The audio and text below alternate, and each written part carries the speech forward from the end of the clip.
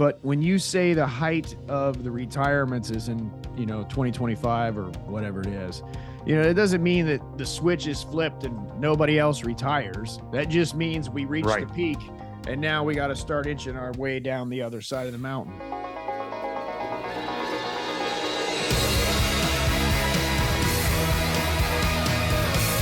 Hi, welcome to the Pro Pilot Playbook Podcast. I'm Mike Martin. And I'm Sean Ritchie. And here we are, our weekly podcast coming at you live from Cincinnati and Vero Beach, Florida. And we give you the tips, tricks, and hacks to become a pilot faster and cheaper. We've got great video questions, 2 great video questions. And we want to tell everybody that we really appreciate all of the questions that we get, and we do get a lot of them, and we do read all of them, and we try to figure out what would be the most beneficial to you guys as far as playing the questions. But if you do send in the videos, it does move you to the top of the queue. So we got 2 questions last night via video that are really good, and they also coincide with each other, wouldn't you say, Sean? Yeah, it was just really odd. I mean, they came in within 3 or 4 hours of each other, and they're almost asking the same question. Well, both these videos, the fellas ask, a couple little, 2 or 3 small questions, but one of the questions in both their videos is exactly the same. So we thought we'd just put them together. We'll play them both, knock them out. And yeah. That'd be great. Yeah. So we've got Evan and Steve, right? That is correct. All right. Who you got queued up there first? Yeah, I got it queued up. We'll do Steve first since his technically came in before Evan's. And here we go. Here's Steve's question. Hi, Mike and Sean. This is Steve from Idaho. And I thought it was a good idea what you're asking about sending in videos about questions that we might have. I currently deliver brand new semi-trucks throughout the country into Canada, and I've always wanted to become a commercial airline pilot. I'm 54 and have really enjoyed the things that you guys have spoken about on your YouTube channel. I have a few questions, and if you feel it necessary that I should just set up a time to talk to you directly instead of answering my questions through YouTube, that's totally fine with me. I'm just going to shoot you some of my questions now and see what you think. I wanted to get your guys' opinion about corporate and contract flying versus trying to go through the airlines. I have seen your video about that. I currently am a contractor. I don't know if you can see this or not, but I deliver brand new semi-trucks throughout the country, and that's what I do for a living, and good 6-figure income. And so basically I'd be making a lateral move, so to speak, financially, and the only difference is quality of life, where instead of being on the road for a full month, I can be home a lot more often. Another question I had was in regards to buying my ratings and types or certifications. If I were to do that, if that would kind of help me leapfrog my career, even though it's a financial burden to do that, to try and expedite the career I want. And then also wanted your opinion about doing my ground school prior to actually do my flying time, to get my ground school certifications out of the way before flying. I don't have any hours, so I'm 0 to hero. And then just wanted to ask your personal opinions, where a lot of the people that I've seen who are doing this as a second career have basically like a backup income, so to speak, to help them out. I'm not in that position, and so I'm just wanting to hear some good sage-old advice as to what your opinion is about going into this career. I get that there's furloughs and layoffs, and it's very cyclical at times, but just want to make sure that I see all my options out there. Anyway, thank you very much for all of the time that you guys take to answer questions and to put out great content, and look forward to hearing from you. Thank you. Bye. All right, Steve, thank you for the question. I got a couple different questions in there. Maybe. I love that. Yeah. Yeah. All right. I was taking notes, Steve. Before we get into Steve, before we get too crazy here, let's go ahead and play Evan's question. Hi, Mike and Sean. My name is Evan. I am a private pilot at a Part 141 school, getting my ratings and enjoying the journey. I wanted to thank the both of you for investing so much time and energy into the ProPilotPlaybook.com. I've watched almost all of your videos and learned something new every time, and I enjoy it immensely. And the information that you both bring to the table is just invaluable. So thank you again for investing to the next generation of pilots. To my questions, I had two questions. First of all, I wanted to ask about skipping the regionals. So I'd like to work for a Part 135 operator once I get 500 hours, and then hopefully get some PIC time, some multi-engine time, and some jet time if I can find an operator that I can work for, and eventually get hired on by one of the majors like American or Southwest or Delta.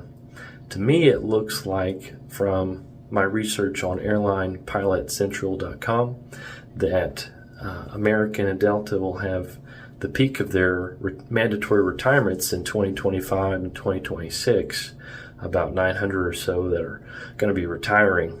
And that's going to be right about the time that I get my 1,500 hours. So I was considering working for a Part 135 operator rather than a CFI, and hopefully saving my money and then getting a type rating in whatever my carrier or operator is flying, or potentially in like a 777 or something that American or one of the majors would be flying. That was my second question, is what your thoughts would be on investing in type ratings for rather than having the airlines or whatever operator I'm flying for get those type ratings. I'm wondering, since the majors will have such seemingly a deficit in those 2 years, right where I'll be having my 1,500 hours, that would help me skip the regionals and maybe save 2 or 3 years that I would spend at the regionals because I have that type rating or PIC experience at a Part 135 operator.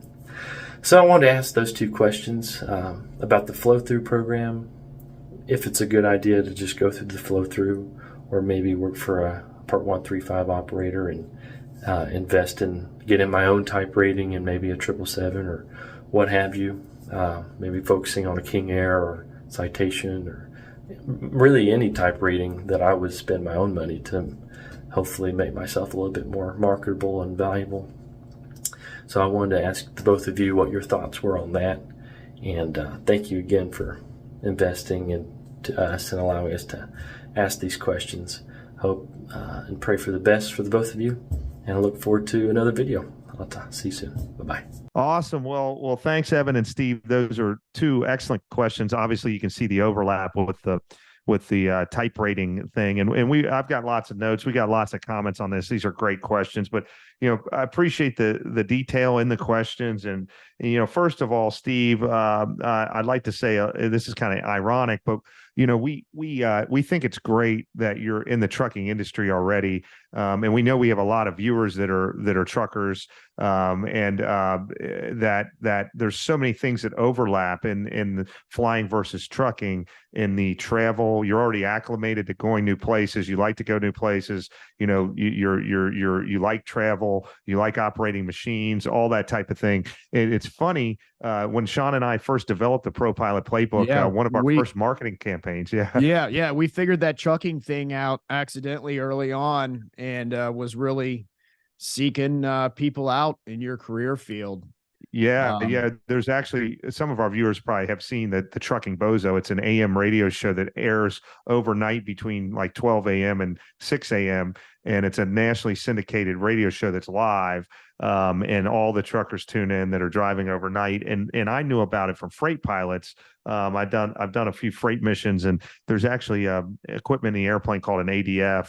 A lot of planes don't have them now, but back when we were flying, could actually receive AM radio station. So a lot of times on night flights, we would listen to that podcast. So Sean and I ran a pretty successful ad campaign on that, a radio ad campaign before we had a YouTube presence to get the word out to truckers, that they should become pilots. So that's a really cool question that he brought in. I think his age at 54, it's definitely not too late.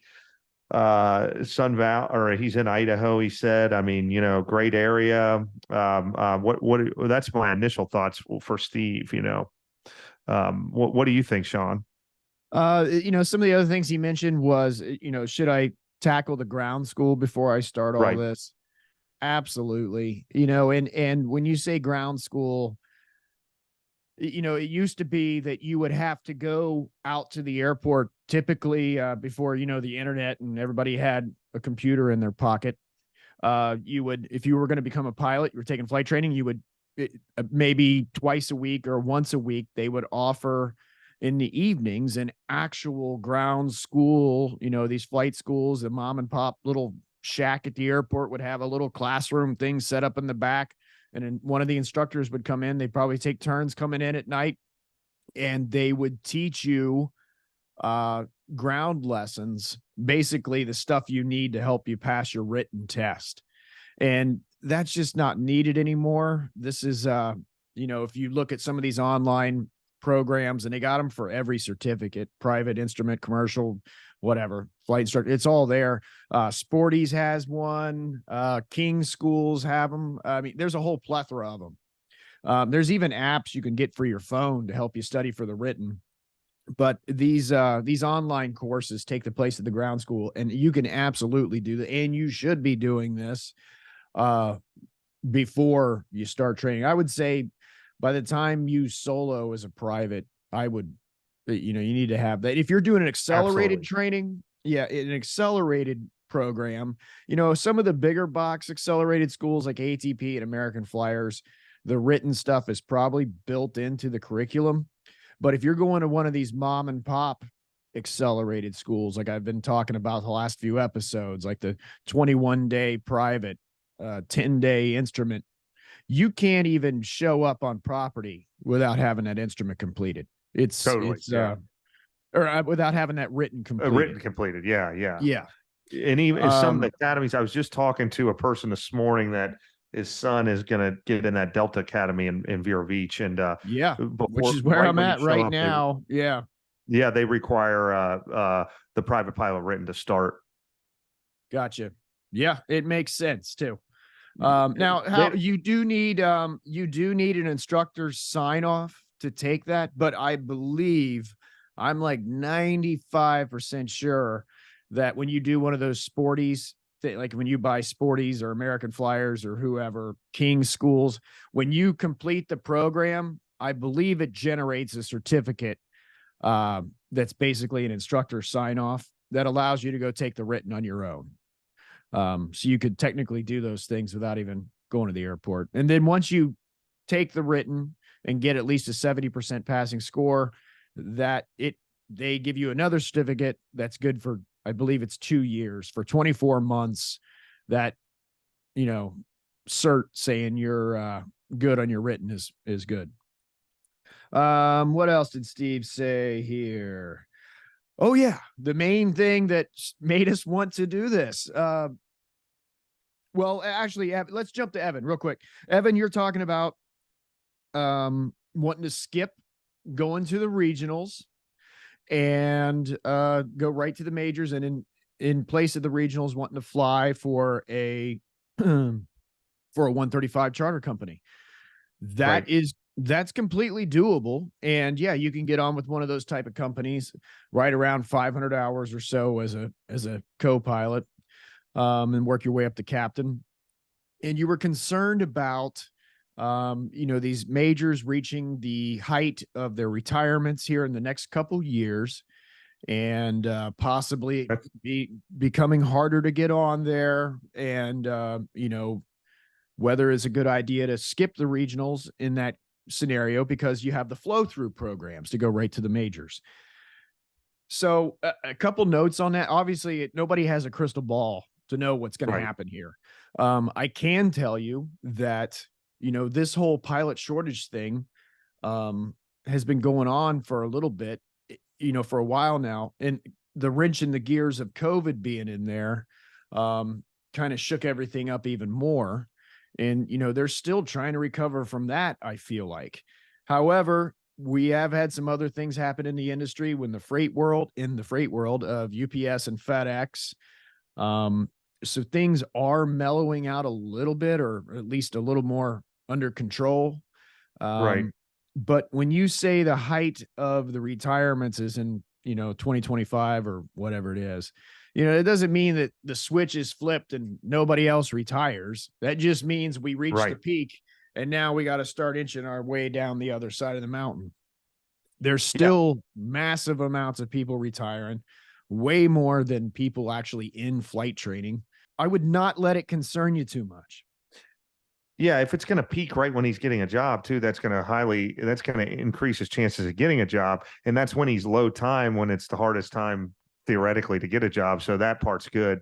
Obviously if you could get hired now, if you had a crystal ball, and then all those people retired ahead of you or after you got hired, that would move you up faster on the seniority list and all that. But here's the thing. I mean, the market's great now. It's going to be even better when you're done. So I no hesitation there. Right. And on the big question that they both asked, this type rating thing, I've seen this. I was saving that one for last because that was what they both asked, and that was kind of what really prompted us to put these two together anyway here. Yeah, totally, man, totally. So I got several opinions on this.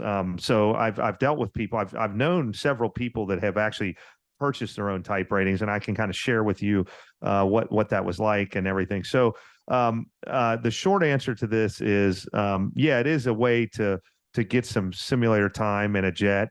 And it is nice to have them on your resume. I've got 6 of them, and it does look good, to have them on your resume. It proves that you can do it to an employer. It proves that you can make it through one of those programs.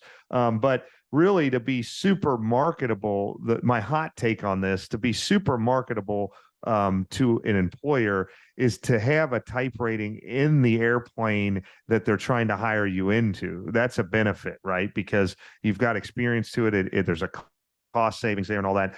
But to just purchase willy-nilly a type rating, it does prove you can do it. But the chances of this particular job in your particular town that is hiring at this particular moment needs this type rating that you've already paid for on your own, probably pretty low. Now you could research what companies are you would like to work at in your town, and maybe develop a relationship with them, and then get your type in that, and that could help. But then you're kind of paying for something that they would probably pay for you anyway if they got hired. And then what if it doesn't work out? Thirdly, these things are expensive, right? Now, very expensive. I mean, if you're talking about like one of those new Gulfstream types, you could start over from scratch with your student pilot certificate and go all the way through CFI and still not touch how much one of these new Gulfstream type ratings costs. Yeah, they can be 6 figures. Yeah. So I guess the big point to that, Sean, is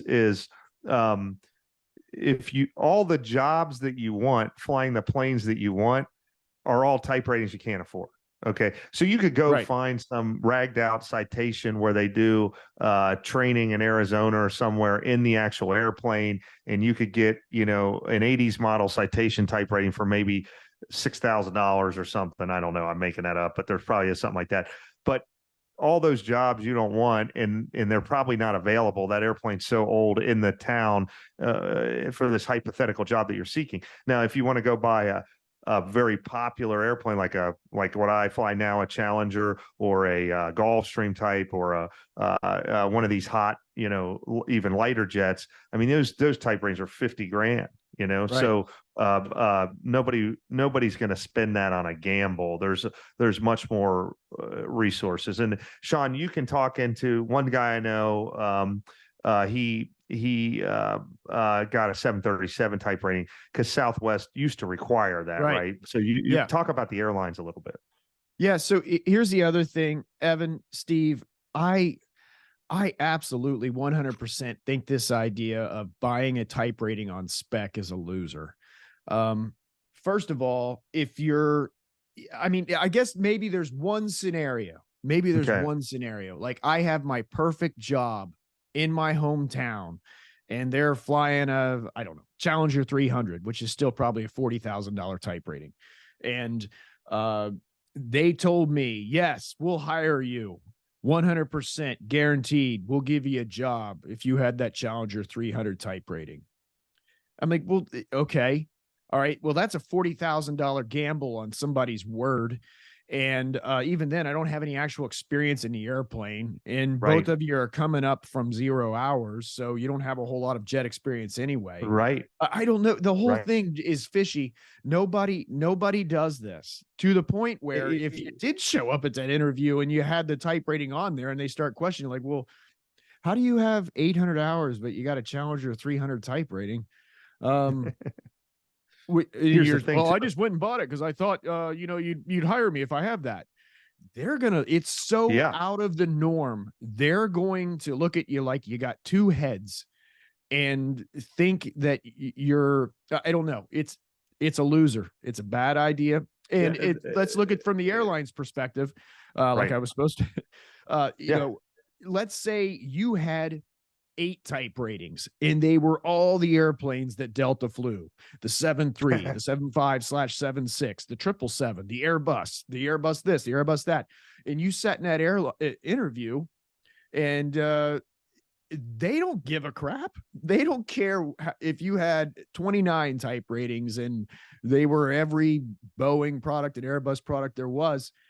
It's not going to change that hiring department's decision on whether they're picking you up or not, because they're sending you back through their school anyway to learn how to fly the airplane the way they want you to fly it. It doesn't cost them any more, any less. You're not going to get any more special treatment. And that's the other thing. Mike, you said this, but I don't know if you said it like this. Any company that you're going to want to work for is already got it into budget to train you. That is the way this industry works. Good companies want the right people. They don't want they don't want the best and if you're trying to get on with a company who is in that mode of only hiring people that have the type rating and the jet that they're flying, that company's in trouble. They're grasping at the last strings, man, and you don't want to work there. No, something is wrong with that picture. Something else you brought up, Sean, that so 135 operators, you have to train under their certificate. So they have their own approved set of questions and cockpit procedures and all that. They're gonna have to send you to school anyway. They have to. Now you don't have to get another type rating, but you still need a recurrent, and they have to pay for it. So you could be fresh out of type school and get a job at FlexJet, for instance, and then they got to send you to school right away, because you got to train under their certificate. So it is a plus; it does help, but the negatives of the expense and everything really are not.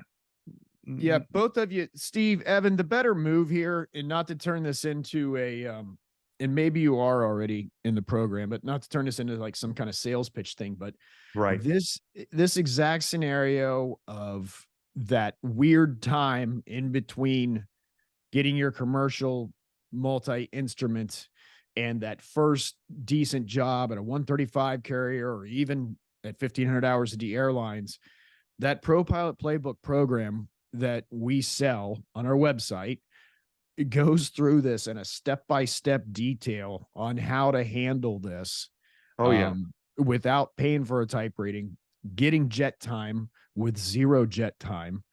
I mean, it's all laid out. A big portion of the program is, I mean, it even comes with that list of operators to easily find people right next door to you that, you can track down and end up in that right seat. Because that can all be done legally without a type rating. And then you're getting that jet time, and eventually maybe they'll send you to school, or you'll end up with an SIC type rating. Yeah. But buying a type rating is a bad idea. That's a loser. Yeah. Steve, it reminded me. So when I was in my first ever type rating was in Lear 35, it was 20 plus years ago. And there was a guy in my class from Idaho. He was buying that type rating on spec. On speculation that he was going to get a job. Yeah. Now he said there were people buying a lot of Lears in Sun Valley, and it was going to make him marketable. But man, he was but yeah.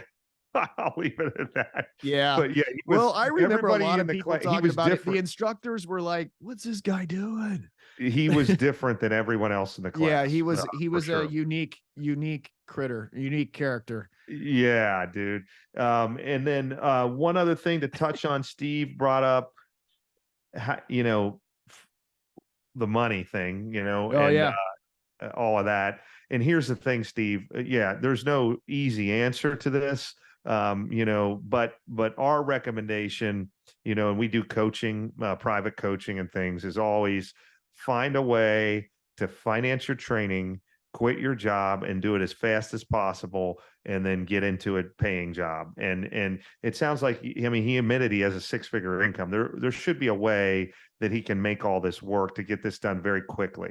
The other alternative financing. Financing, one of the big box, the ATP or the American Flyers, one of those, pilot mill type of companies with some financing. Watch our video with Jamal, or that talks about ATP and how he did his. They even paid for some of his housing there, jump in that way.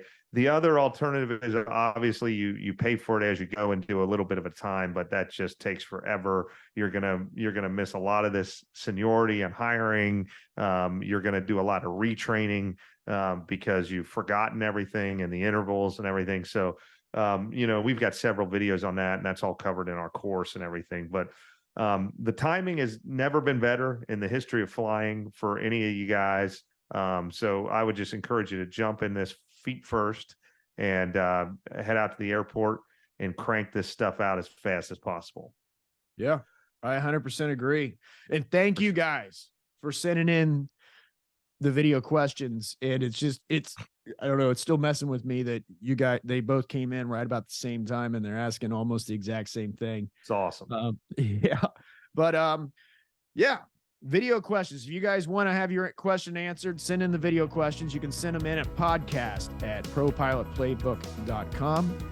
And appreciate everybody watching. Hit that like, hit the subscribe, all that stuff. Punch all the buttons. And We'll see you next week.